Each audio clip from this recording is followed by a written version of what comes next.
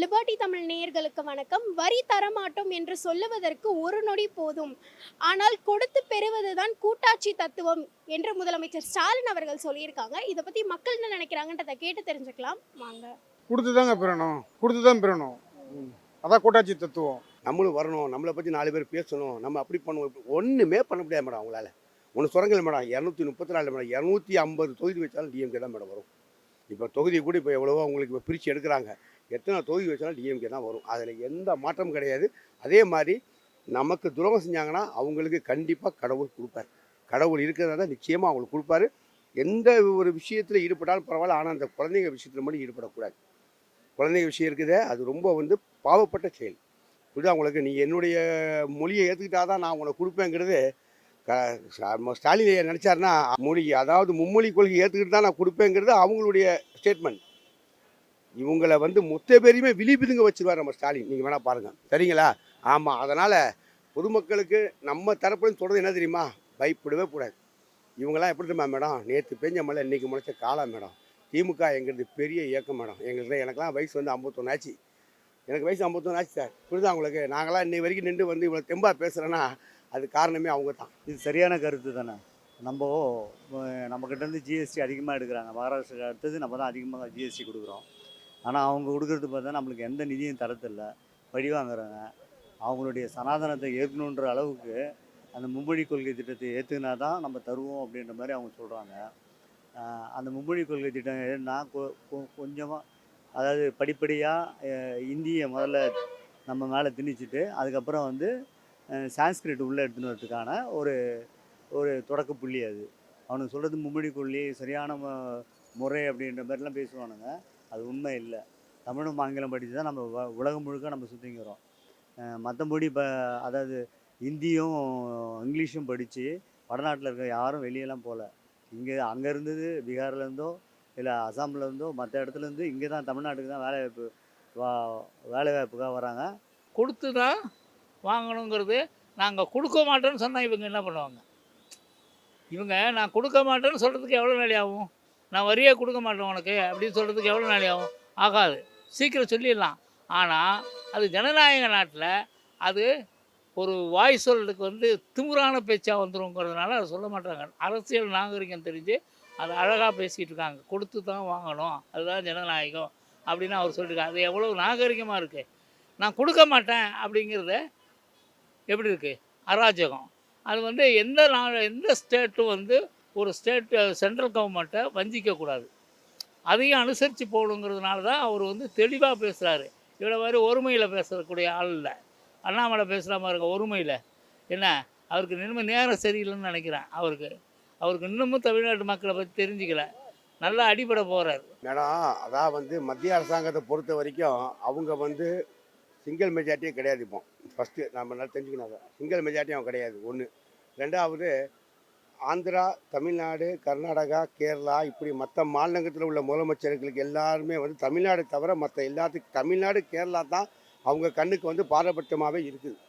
எவ்வளோ புயல் வந்தது, பெஞ்சன் புயல், எல்லா புயலும் எந்த புயலுக்கும் நமக்கு எந்த ஒரு பெனிஃபிட்டும் அவங்க பண்ணலை, நிதியும் கொடுக்கல. ஒன்று. ரெண்டாவது, இவர் நம்ம ஸ்டாலின் ஐயா எப்படின்னு பார்த்தீங்கன்னா இவருடைய வருவாய்க்குள்ளேயே இவர் எல்லாத்தையுமே மேனேஜ் பண்ணிட்டு போயிட்டுருக்கார். இது மறைந்து போன நம்ம தலைவர் கருணாநிதி ஐயா இருந்தால் கூட இந்த அளவுக்கு, கலைஞர் ஐயா இருந்தால் கூட இந்த அளவுக்கு இது மேனேஜ் பண்ண முடியாது. அவராக இருக்க போய் அதை மேனேஜ் பண்ணிக்கிட்டு எப்படியோ லைனை ஓட்டிட்டார். புரியுதா உங்களுக்கு? ரெண்டாவது என்னென்னா, இந்த பசங்களுக்கு ஸ்கூல் பசங்களுக்கு நிதி தர மாட்டேங்கிறது பெரிய தப்பு. அது இது எப்படின்னா, மும்மொழி கொள்கை தமிழ்நாடை பொறுத்த வரைக்கும் இங்கிலீஷு, தமிழ்நாடு, தமிழ், அவ்வளோதான். இங்கிலீஷ், தமிழ் தான். இது மும்மொழி கொள்கை. இவங்க கொண்டு நமக்கு என்ன மேடம் யூஸு? அவங்க முரண்பாடு பண்ணுறாங்க. அவங்களுக்கு மேலே உள்ள பவரை வச்சு ரொம்ப பவர் காட்டுறாங்க. ஆனால் இங்கே தமிழ்நாட்டு மாநிலம் பவரை வச்சு அவங்க பேசுகிறாங்க. மத்திய கவர்மெண்ட் செய்கிறது சரியில்லை. தெரியலைங்க அவங்களுக்கு ஏதாவது தமிழ்நாட்டு மக்கள் மேலே என்ன வெறுப்பு இருக்குன்னு தெரியலையே. நம்ம நல்லா படித்ததுனால, நம்ம பிள்ளைகள் நல்லா படித்ததுனால வெளிநாட்டுக்கு போகிறாங்க. வெளி உலகத்தில் முக்கியமான பொறுப்புகளில் அவங்க இருக்காங்க. சிஇஓ அந்த மாதிரி பதவிகளில் இருக்காங்க. தமிழக முதலமைச்சர் ஸ்டாலின் சொல்கிறது சரியான கருத்து. அதாவது நம்ம கொடுக்குறோம், நம்ம கொடுக்கறதுக்கான நிதி அவங்க தரமாட்டாங்க. இந்த அரசு எப்படின்னா முடக்கணும்னு பார்க்குறாங்க. அதேமாதிரி கேரள கவர்மெண்ட்டை, அதேமாதிரி மேற்கு வங்க கவர்மெண்ட்டை, எதிர்கட்சி ஆளுங்க மாநிலத்திலலாம் முடக்கிறதுக்கான வழியை என்னன்னு பார்க்குறாங்க. அதாவது கொஞ்சம் கூட கூச்சமே இல்லாமல் கொஞ்சம் எப்படி இதெல்லாம் அருவருக்கத்தக்கமான விஷயம் அப்படின்னு தெரிஞ்சே செய்கிறாங்க. அந்த அவங்களுடைய திட்டத்தை செயல்படுத்துறதுக்கு என்ன ஒன்றா பண்ணலாம் அப்படின்றதுனால ஜனநாயக முறைப்படி நம்மளுக்கு கிடைக்கக்கூடிய அந்த உரிமையை கூட கொடுக்க மாட்டேன்றாங்கன்னா இவங்கெல்லாம் என்ன பண்ணலாம்? நம்ம தமிழ்நாட்டு மக்கள் ஒவ்வொரு வாட்டியும் அவங்கள கண்டிக்கிறாங்க, அவங்களுக்கு ஓட்டு போடுறதில்ல. ஆனால் வடநாட்டில் இருக்க மக்கள் வந்து அந்த அளவுக்கு விழிப்புணர்வு வரல. அதை வந்து நான் என்ன பார்க்குறது, அவர் சொல்கிறது கரெக்டு தான். கொடுத்து தான் நம்ம கொடுக்குறத வச்சு தான் அவங்க இது பண்ணுறாங்க. அதை கொடுக்க மாட்டேன்னு சொல்கிறது வந்து அராஜகம். என்ன, அதை ஏன் கொடுக்க மாட்டேங்கிறாங்க? ஜிஎஸ்டி நம்மக்கிட்ட வரியை வாங்கிடு, நம்ம காசையும் நமக்கு இல்லைன்னு சொல்கிறதுக்கு அவங்களுக்கு ஒரு ஆணவம்.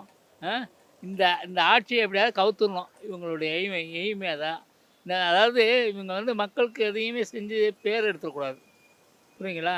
எல்லாத்துலேயுமே முன்னேறிடக்கூடாது. தமிழ்நாடை வந்து வஞ்சிக்கணும் அப்படிங்கிற முடிவு பண்ணிட்டாங்க.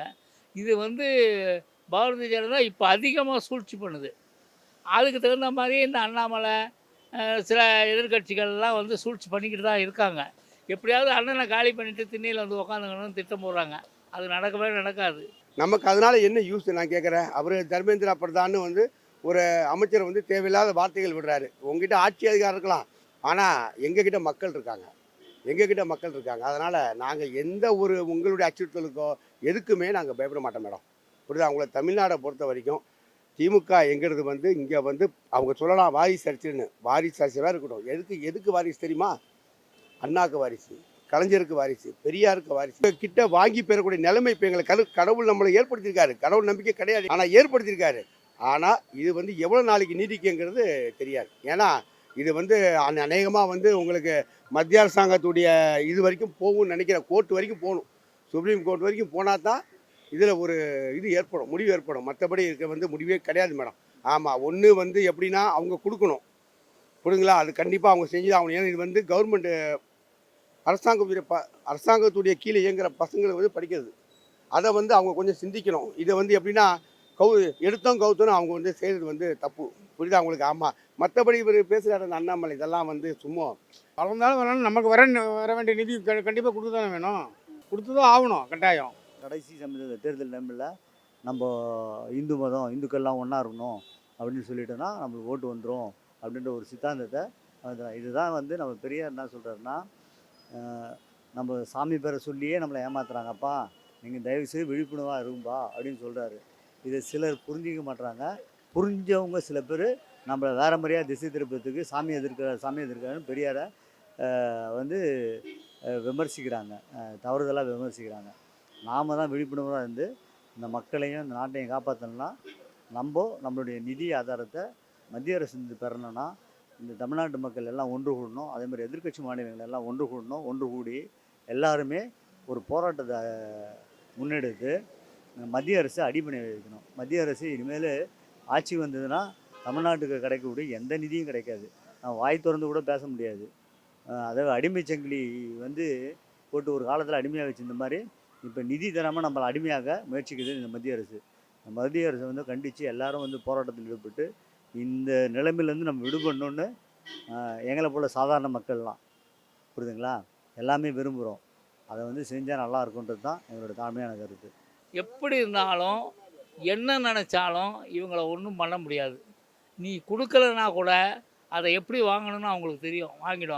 வாங்கிட்டு நல்ல முறையில் மக்களுக்கு செஞ்சு அடுத்த தடவையும் வந்து அவங்க தான் அதை நீ என்ன கெடுக்கணும்னு நினச்சாலும் என்ன சதி பண்ணணும்னு நினச்சாலும் எந்த சதிக்கும் பயப்பட போகிறதுல என்றைக்குமே இந்திய இங்கே உள்ளே கொண்டு வரவும் மாட்டாங்க. புரியுங்களா? அதுக்காக போராடுவாங்க. அதுக்காக அகிம்சை வழியில் போராடுவாங்க, அராஜகத்தில் போராட மாட்டாங்க. ஏன்னா நிச்சயமாக வந்து இவங்க வெல்வாங்க, அவங்க தோப்பாங்க. என்றைக்கு திமுக கவர்மெண்ட்டை எவன் ஒருத்தர் இருக்கிறானோ அவன் அழிவாங்கிறது நிச்சயம். அதுதான் நடந்திருக்கு. அதேமாதிரி திமுகவை சொல்லி குறை சொல்லி மேலே வந்தவனும் உண்டு. இவங்களை வந்து ஒன்றும் பண்ணிட முடியாது. தைரியமாக அவங்க இறங்குவாங்க, தைரியமாக செய்வாங்க. திமுகலாம் ஒரு மிலிட்ரி மாதிரி, இந்திய இராணுவம் மாதிரி திமுக. எதையும் தாங்கும் இதயம். அது அண்ணா சொல்லி கொடுத்தது. அதுக்காக வந்து இவங்க பயப்பட மாட்டாங்க. ஏன்னா அதுக்கு பிறகு கலைஞர் பிள்ளை அவர் 8 அடி பாய்ஞ்சார், இவர் 16 அடி. அவரோடைய பேரை 32 அடி பாய்வார். இன்னும் வேகமாக இருக்கும். இன்னும் ஒரு 10-20 வருஷத்துக்கு அவங்கள அசைக்க முடியாது. எவ்வளவோ பேர் வந்துட்டு இருக்காங்க, வரட்டும், யார் வேணால் வரட்டும். யாருக்கு சிம்மாசனங்கிறது அவன் உடைய செய்யக்கூடிய செயலை பொறுத்தான். ஒரு சிம்மாசனம் தான், அது யார் யாருக்குங்கிறது அவங்கவுங்க செய்யக்கூடிய செயலை பொறுத்து. இப்படிதான் அவங்களுக்கு எவ்வளோ சொன்னாங்க, ஸ்டாலினை பற்றி வரமாட்டார் கொல்ல மாட்டார்னு. வந்து நின்றார்ல, வந்து நின்று இன்றைக்கி இப்போ எத்தனை வருஷம் ஆச்சு? 4 வருஷம் ஆக போகுது.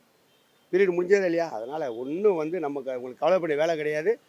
இது வந்து எப்படின்னா, மக்கள் வந்து மக்கள் ஒன்றா சேர்ந்து ஒரு மக்கள் இயக்கமாக, இந்த இந்தி எதிர்ப்பு வந்து ஒரு மக்கள் இயக்கமாக என்னைக்கு உருவாகுதோ அன்னைக்கு தான் மத்திய அரசாங்கத்துடைய கொட்டை அடங்கும் மேடம்.